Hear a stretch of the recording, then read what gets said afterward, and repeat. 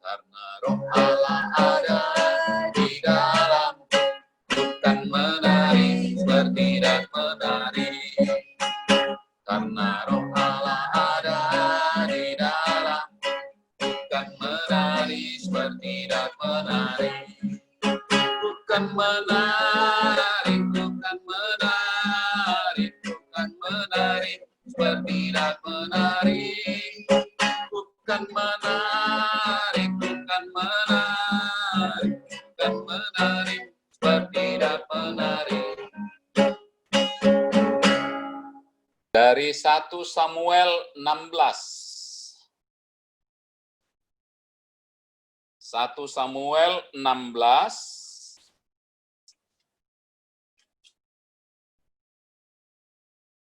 ayat yang ke-14.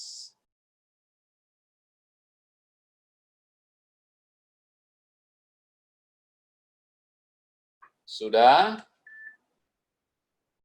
1 Samuel 16 ayat 14. Saya bacakan buat kita semua ya, demikian firman Tuhan. Judulnya Daud di Istana Saul.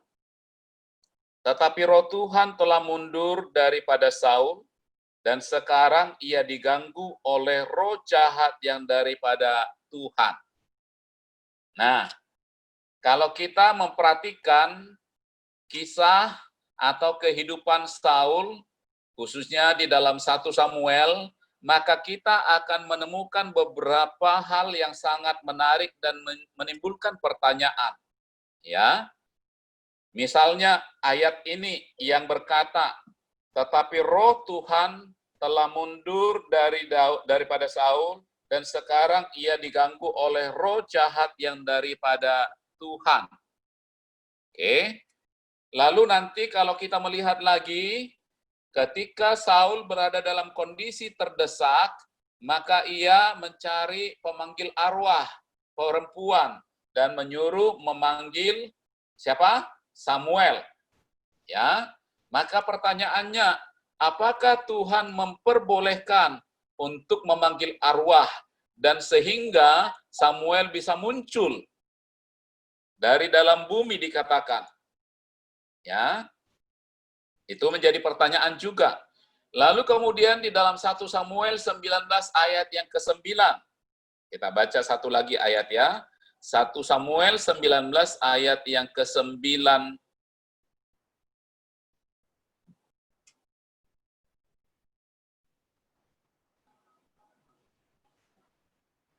Tetapi roh jahat yang daripada Tuhan hinggap pada Saul ketika ia duduk di rumahnya dengan tombaknya di tangannya dan Daud sedang main kecapi. Oke. Nah, pertanyaannya,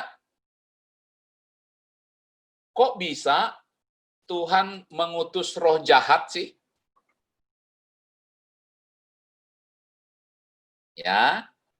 Nah, seolah-olah kan Tuhan itu bermain di dua sisi ya. Tadi mengirim rohnya yang kudus atau roh Allah. Saudara, kalau kita memperhatikan konteksnya, bentar ya, Gary lagi masuk. Nah.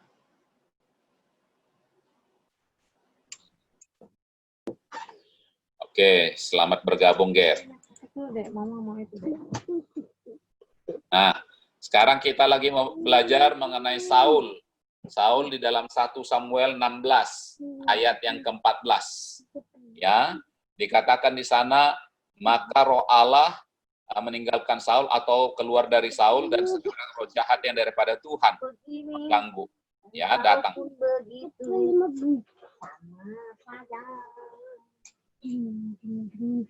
Oke. Nah, seolah-olah kalau kita memperhatikan ayat ini kan, bahwa Tuhan itu bermain di dua sisi. Satu sisi, dia mengutus rohnya, roh Allah atau roh yang kudus. Tetapi di sisi lain, seolah-olah bahwa Tuhan itu bisa mengutus roh jahat. Tetapi pertanyaannya, betulkah Tuhan melakukan hal itu? Kita melihat konteksnya ya. Saudara, kalau kita memperhatikan dari Samuel 13. Samuel 13 itu ayat 1 sampai 22 adalah Tuhan memberikan perintah kepada Saul melalui Samuel untuk membunuh semua orang Amalek. Semua manusia dan juga termasuk ternak, binatang. Tetapi apa yang dilakukan oleh Saul? Dia tidak membunuh semuanya, tetapi menyelamatkan ternak yang bagus-bagus. Ya katanya sih supaya bisa dikorbankan buat Tuhan, alasannya seperti itu. Tetapi intinya dia tidak taat kepada Tuhan. Maka konsekuensinya, ia ditolak menjadi Raja Israel. Di dalam 1 Samuel pasal yang ke-15, ayat 1 sampai 35. Karena itu, maka di dalam 1 Samuel 16 ayat 14, dikatakan roh Tuhan mundur daripada Saul. Artinya apa? Bahwa Tuhan tidak lagi mau menyertai Saul. Dalam konteks waktu itu, kehadiran roh Allah di dalam diri seseorang itu masih temporer atau sementara. Ketika seseorang diberikan kewenangan, dikasih tugas, dikasih jabatan tertentu, maka roh Allah diberikan untuk menolong dia, menyertai dia, memampukan dia. Tetapi jikalau orang yang diberikan tugas atau kepercayaan itu tidak mau taat, maka roh Tuhan akan mundur daripadanya. Ya, maka itulah yang dikatakan di dalam 1 Samuel 16 ayat yang ke-14. Roh Tuhan mundur daripada Saul. Sekarang dia tidak lagi dipimpin oleh roh Tuhan. Saudara, lalu kemudian apakah Tuhan memberikan roh jahat? Ketika dimaksudkan roh yang jahat daripada Allah, tidak berarti bahwa Tuhan mengganti rohnya yang kudus itu dengan roh jahat atau setan di dalam hidup seseorang. Tetapi artinya ketika roh Allah tidak memenuhi atau memimpin seseorang, itu berarti maka dia ada potensi atau kemungkinan besar dikuasai oleh roh jahat atau dikuasai oleh si iblis. Ya, kenapa? Karena roh Allah tidak hadir lagi. Atau kemungkinan kedua, roh jahat yang daripada Allah ini dimaksudkan adalah bahwa ketika roh Allah tadi tidak lagi bersama dengan Saul, maka Tuhan mengizinkan kuasa jahat atau roh jahat mendominasi atau mengintimidasi kehidupan Saul. Maka ekspresinya dia selalu murung. Dia bisa marah tiba-tiba. Emosinya tidak terkendali. Ya. Nah, jadi Tuhan bukan berarti bahwa Tuhan menaruh roh jahat. Wah, seolah-olah Tuhan itu jahat banget sama Saul. Karena dia nggak taat lalu dikasih roh jahat. Nuh, lah rasain lu. Nah. Tetapi kemungkinan yang ketiga, bahwa Allah memang berkuasa juga atas semua yang ada di dalam muka bumi ini kan, termasuk roh jahat. Ya, kalau kita memperhatikan ketika peristiwa Ayub, berbicaralah Tuhan dengan apa ya? Di dalam konteks itu malaikat-malaikat, lalu kemudian ada iblis di sana. Ayub setia karena engkau menjagai dia, kata iblis. Lalu Tuhan berkata, oke, silahkan ganggu dia, silahkan jamah dia. Nah, mungkin seperti itu juga yang sedang terjadi dengan Saul. Tetapi ingat bahwa Allah tidak sedang lepas kontrol. Apapun yang terjadi dengan Saul, jikalau kita melihat dalam konteks seperti Ayub, Allah tetap mengontrol, termasuk roh jahat itu tadi. Ya, jadi saudara, apa yang dapat kita belajar dari hal ini? Simpel saja. Jikalau engkau dan saya tidak membiarkan Roh Kudus memimpin kehidupanmu dan kehidupanku, jikalau kita tidak membiarkan Roh Tuhan yang memimpin kehidupan kita, hati-hati. Maka si iblis akan mengambil alih. Jikalau kita tidak membiarkan Roh Tuhan yang mengarahkan kehidupan kita, mengarahkan pemikiran kita, atau jikalau kita tidak dipenuhi oleh Roh Kudus, maka Roh Kudus yang akan memenuhinya. Atau Roh Kuda. Atau Roh Kudus. Hati-hati. Ya. Kalau Roh Kudus nggak ada atau nggak memimpin, maka Roh Kudus atau Roh Kudus yang akan memimpin. Jangan seperti Saul. Kita harus menjaga hati kita untuk selalu dipimpin oleh Roh Kudus Tuhan. Kita harus selalu membiarkan Roh Kudus bersuara di hati kita, mengingatkan kita kalau kita salah, menegur kita kalau kita berdosa, dan mau bertobat.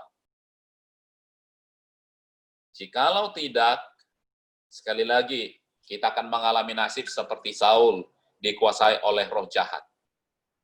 Dan akibatnya, saudara, apa? Saudara, kadang mungkin kalau kita membaca kisah mengenai tindakan-tindakan Saul, kadang-kadang konyol. Konyol udah. Bayangkan hanya untuk mencari seorang Daud. Daud itu siapa? Seorang anak kecil boleh dikatakan. Anak yang bungsu dari 8 bersaudara. Dia belum raja. Dia nggak punya kekuatan apa-apa. Tapi dia mengerahkan seluruh tentara Israel untuk nguber-nguber Daud. Bayangkan misalnya kalau Jokowi ngajak semua TNI dan polisi untuk nguber-nguber Gary.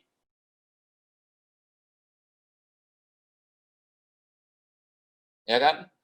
Gary diuber-uber sama Jokowi dengan menggunakan kekuatan seluruh TNI dan juga seluruh polisi. Bukankah dia akan menjadi cemoohan seluruh dunia? Nah, itulah yang dilakukan oleh Saul. Tindakan konyol, tindakan bodoh, tindakan tidak masuk akal lagi. Kenapa? Karena tidak ada lagi roh Tuhan yang memimpin kehidupannya. Saudara, demikian juga dengan kita. Kalau Roh Kudus tidak lagi memimpin kehidupan kita, maka kehidupan kita akan kacau balau. Lihat aja orang-orang yang semakin menjauh dari Tuhan, hidupnya tidak akan semakin baik. Akan semakin morat-marit, akan semakin aneh-aneh kedengarannya. Sikapnya, tindakannya, kehidupannya, ekonominya, semuanya rusak. Ya, karena itu mari belajar dari kegagalan Saul untuk menjadi kebaikan bagi kita.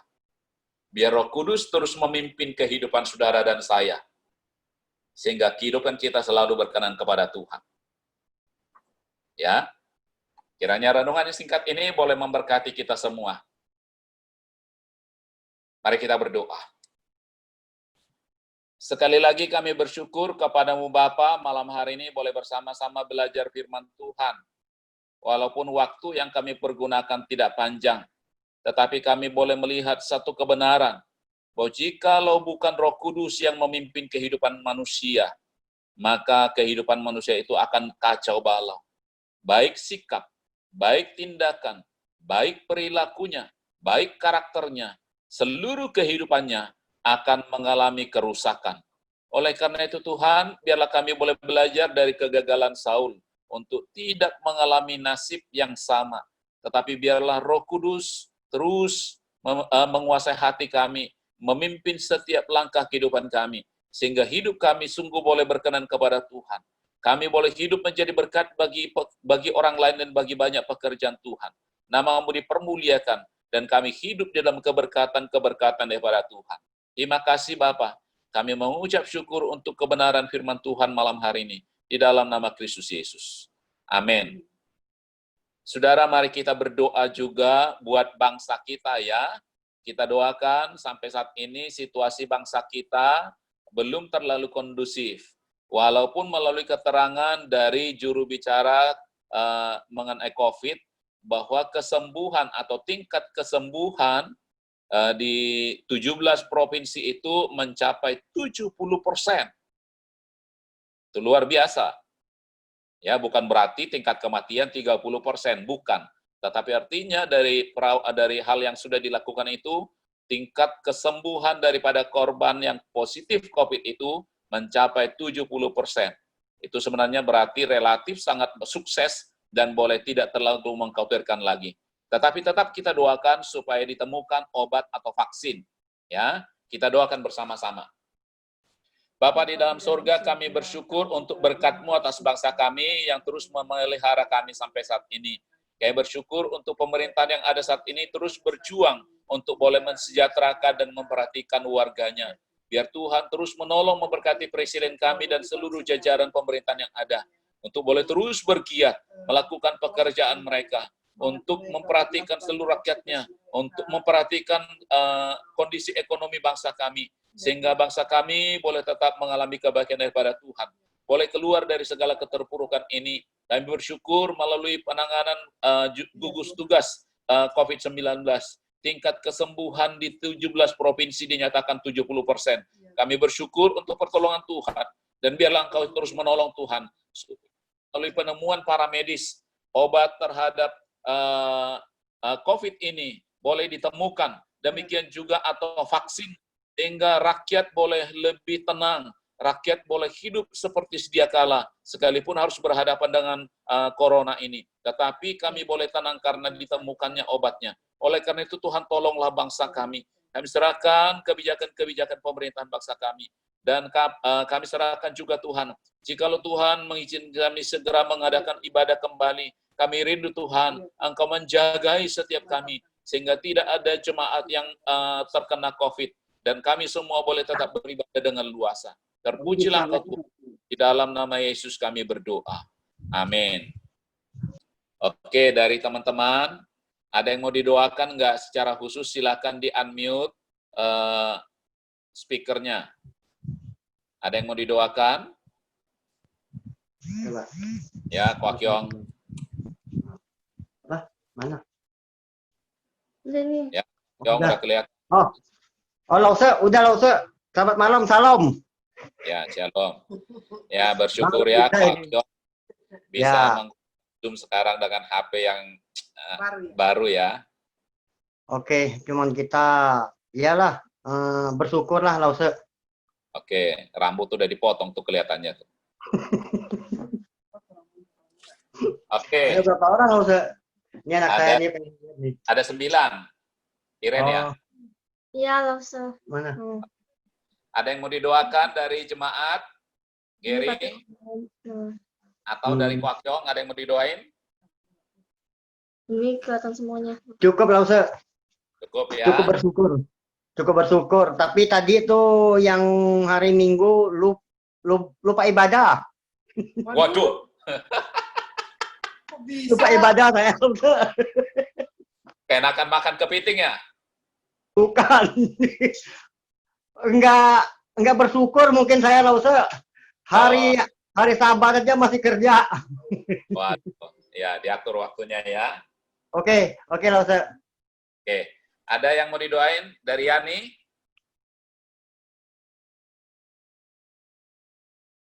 Yani? Enggak ya. Oke, Gary?